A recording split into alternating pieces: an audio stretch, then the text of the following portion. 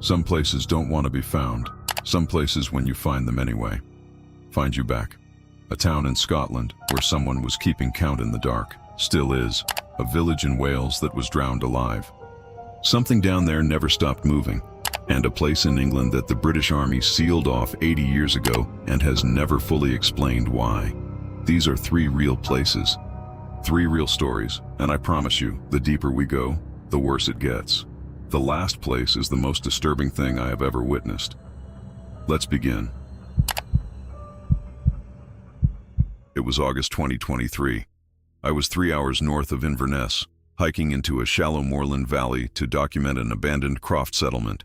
12 stone houses, empty since 1952. The Highland Council called it a voluntary resettlement. 70 years of wind and rain up there and these buildings were still standing. Roofs intact, walls solid. That alone was wrong. Stone buildings in Caithness don't survive 7 decades without maintenance. They just don't. I went in with my camera and a voice recorder. My usual setup. The first thing I noticed was the windows. Every south-facing window in every house was completely dark. Not the normal dark of an empty room, but flat, dense, absorbing. Like something was pressed against the glass from inside. I walked around to the north side. Those windows were clear. I could see straight through the rooms. Empty floors, empty walls. I went inside the first house. On the east wall, in charcoal, was a column of names. 17 names, some crossed out. 4 of them, exactly 4, had a single line through them. The others had small tally marks beside them. I told myself it was some kind of old community record keeping. I moved on. Every house had the same thing. Names on the east wall, different numbers. But always, exactly 4 crossed out. Then I found the schoolhouse. The desks were still bolted to the floor, 12 of them in 6 rows. At the front, the original chalkboard was still mounted on the wall, and written on it, in chalk that was still partially bright, months old at most, definitely not from 1952, was a date. 4 days from now. I stood there for a long time. My colleague Morag came in behind me. She saw it. She said we should leave. I told her I needed to finish the assessment first. Standard protocol. I started prying up boards at the near end of the room. The underside of the first board was covered in tally marks. I pried up 4 more. Same. I went to the back of the room. Same. The entire floor. Every board I lifted. Hundreds, maybe thousands of tally marks on the hidden faces of the wood. Groups of 5. The way you count when you're tracking something over a long time. I couldn't count all of them. I estimated somewhere above 3,000 and stopped trying. On the last board I lifted, at the very back of the room, the tallies ran to the edge of the wood and stopped. And after the final group of 5, there was one single mark, standing alone, the next mark in the sequence. The count had paused, not ended. Paused. We left. Quickly. 2 months later, the archivist in Inverness sent me a scan of the school's final roll call, October 31st, 1951. The teacher had started writing the children's names. Halfway through one name, the handwriting changed. It expanded. It took over the entire bottom half of the page. One word, written enormous. Again, I don't know what it means. I don't know what was being counted, or why it stopped, or what the date on the chalkboard was marking. What I know is this. The date written on that chalkboard was the same day the archivist emailed me. As if something in that schoolhouse knew I was coming, and had been counting down to it. In 1965, the British government drowned a village. Capel was a Welsh-speaking community in the Tryweryn Valley. A post office, a school, a chapel, 12 farms, 60 people. Liverpool needed a reservoir. The Welsh Parliament voted against it. Westminster overruled them. The valley was sealed, flooded, erased. The Welsh called it a cultural murder. Liverpool called it progress.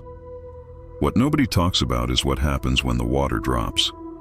I went to Llyn Selen, the reservoir that replaced the village, in August 2022, one of the driest summers on record in Wales. The water level was low enough that the eastern end of the original valley was partially exposed. Gray-brown mud flats, the shapes of old foundations pushing up through them, the cemetery wall, the ghost of the road. I walked out onto the exposed mud, keeping to firm ground, taking photographs. I didn't see anything unusual while I was there.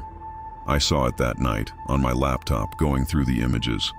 In 7 of my photographs of the exposed cemetery area, 7 separate shots, different angles, there were marks in the mud. Not random, not animal tracks.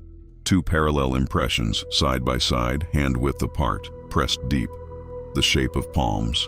Both hands flat against the mud, at the water's edge. I was nowhere near that section. I have GPS data from my phone to confirm it. There was nobody else there. I drove back to show an elderly woman named Era, whose father had been one of the last residents to leave in 1965. She had kept his letter in a tin box for 57 years. She had never shown it to anyone. She showed it to me. Her father had written it the night before the valley was sealed. He described seeing something in the old cemetery. A figure kneeling, pressing its face against the ground in the cleared section. The section the engineers had said was emptied. He wrote that it seemed to be giving last rites to something that nobody else had given last rites to. Then he wrote something that I keep coming back to. I do not know if it was a mercy. Later I learned from a retired water authority employee that maintenance divers working the eastern section of the reservoir, directly above the original cemetery, had reported something for years.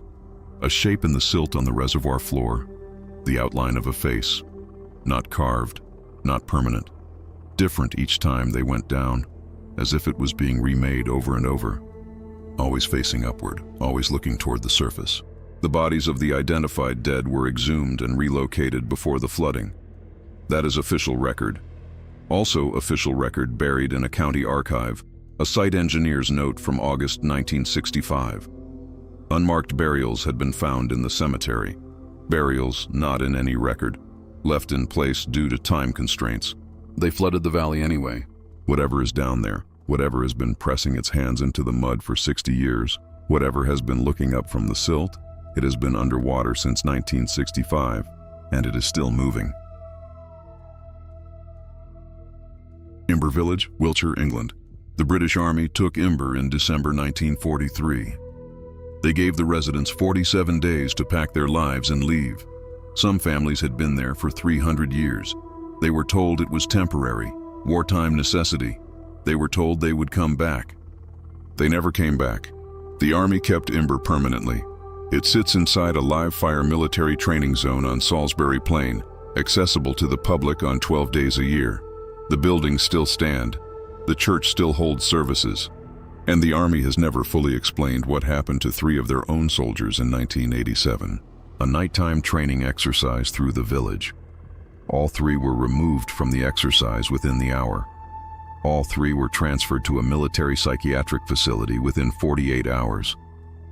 The incident report, classified for 35 years, declassified in 2022, contained their individual accounts, filed separately, no contact between them before writing. All 3 described the same thing. A woman in the window of the old Barrett farmhouse, ground floor, left window, facing the lane, standing still, lit from inside, in a building with no electricity and no light source. And when each soldier moved toward the building, she turned her head and looked directly at them. The report notes that all 3 used the same phrase independently. She looked directly at me. I visited Imber on a public open day in September 2022. I had spent 6 months researching the Barrett family before I went. Agnes Barrett, last resident of that farmhouse, forced out in January 1944, died in 1961 in a council flat 17 miles away, never allowed to return. The night before she left, she wrote in her diary, "I have left something of myself in the kitchen. It will be there when I come back. It will wait." I stood in that kitchen in full daylight with other visitors present. Nothing happened for 10 minutes. I was turning to leave when the afternoon sun hit the left-facing window at the right angle. There was a reflection in the glass. A woman, standing where I was standing, facing into the kitchen. Same position, same direction. I turned around. The kitchen behind me was empty. I looked back at the window. She was still there in the reflection. And as I watched, and I was watching closely, I need you to understand I was watching closely, she turned her head. She looked at the window, at the glass, at me. The way you look at someone you recognize. The way you look at someone you have been waiting for. I have no memory of walking out of that building. I came back to myself standing 30 feet away in the lane with no clear sense of how I got there. Before I left Wiltshire that day, I stopped at the county archive and asked about Barrett family photographs. They found one. Kitchen interior, 1930s. Agnes at the range. A child at the table. A boy, maybe 10 years old. The archivist made me a copy. I have looked at that photograph for 2 years. I cannot tell you that boy doesn't look like me. I have requested a high-resolution scan to be certain. I am not sure I want it to arrive.